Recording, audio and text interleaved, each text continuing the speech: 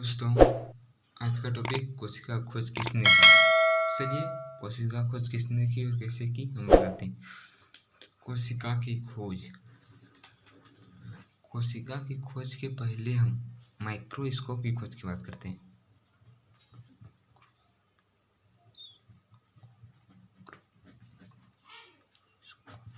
Microscope की खोज की बात करते हैं। इस माइक्रोस्कोप यानी सूक्ष्मदर्शी हिंदी में कहते हैं। इसका खोज किसने की? इसका भी खोज जिसका कोशिका का किया उसने माइक्रोस्कोप का भी कर दिया। तो सर्वप्रथम माइक्रोस्कोप का खोज किया किसने किया? रॉबर्ट हुक ने किया। कोशिका का वास्तविक ज्ञान माइक्रोस्कोप के आविष्कार के बाद हुआ। कोशिका का वास्तविक ज्ञान माइक्रोस्कोप के आने के बाद हुआ। वास्तविक ज्ञान ऐसे तो कोशिका को रॉबर्ट हुक ने खोज दिया, लेकिन जीवित कोशिका को देखा। मधुमक्खी की कठोर काट के उस पर देखा। इस वीडियो में डिटेल करने रॉबर्ट हुक नाम एक अंग्रेजी में जिसने माइक्रोस्कोप का भी निर्माण किया। अब कोशिका की खोज कैसे की उसके बारे में सर्वप्रथम जानते हैं। सबसे पहले क्या हुआ? माइक्रोस्कोप में कॉर्क की एक पतली काट अनेक सूक्ष्म दिख रहे थे, फर्स्ट नंबर। और दूसरा नंबर मोटी भित्ति वाली दिख रही थी। तीसरा नंबर मधुमक्खी की तरह छती जैसी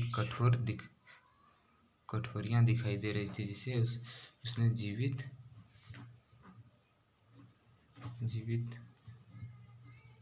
कोशिका नाम दिया। जीवित कोशिका। अब इसके आगे क्या हुआ? इसके आगे हुआ आखिर क्या?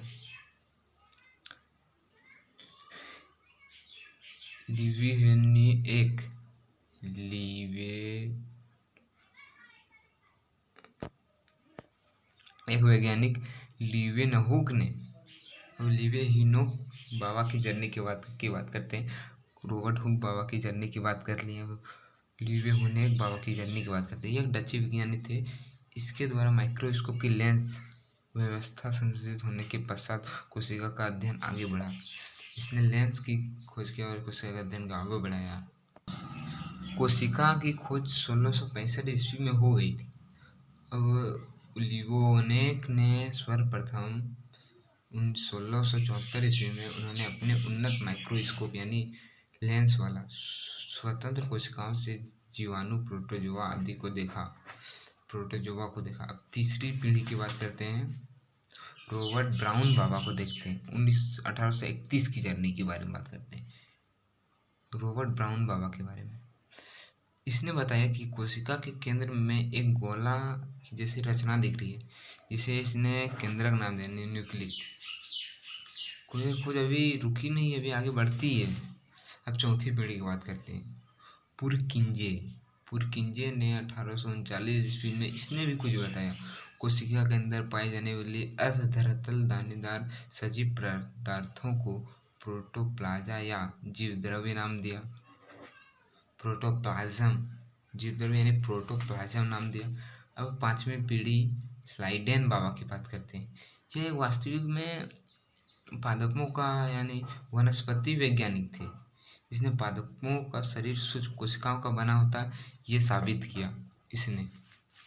उसके बाद स्वान एवं स्लाइड ने दोनों ने मिलकर एक खोज किया था, उसके बारे में भी बताएंगे। और स्वान बाबा के बारे में बात करते हैं। इसने 1839 में भी एक खोज कर दिया जंतु के बारे में। जंतु शरीर भी सूक्ष्म कोशिकाओं का बना होता है। ये बात तो शरीर है, हमारा शरीर सूक्ष्म कोशिकाओं का बना होता है। ये दोनों जर्मन वैज्ञानिक थे, जिसने कोशिका का सिद्धांत दिया। इस दोनों ने मिलकर कोशिका का सिद्धांत दिया था। अभी पीढ़ी के अंत नहीं हुए, अभी पीढ़ी चलती है।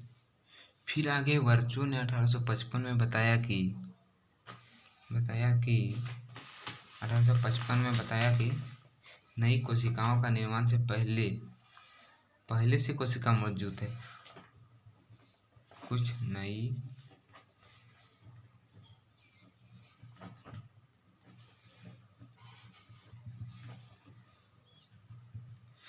नई कोशिकाओं के निर्माण से पहले ही कोशिका मौजूद है। अब मैक्स शुल्ज बाबा की बात करते हैं। इसने 1861 ईस्वी में बताया कि कोशिका द्रव एक पिंड है, प्रोटोप्लाज्म एक पिंड है जिसे एक केंद्रक कहा जाता है। इस कथन को कोशिका द्रव्यमतवाद कहते हैं। कोशिका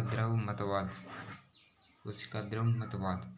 उसके बाद स्टारबर्गर बाबा की बात करते हैं। स्टारबर्गर बाबा ने 1874 ईस्वी में बताया कि केंद्रक पृथक लक्षणों की वंशानुगत होती है।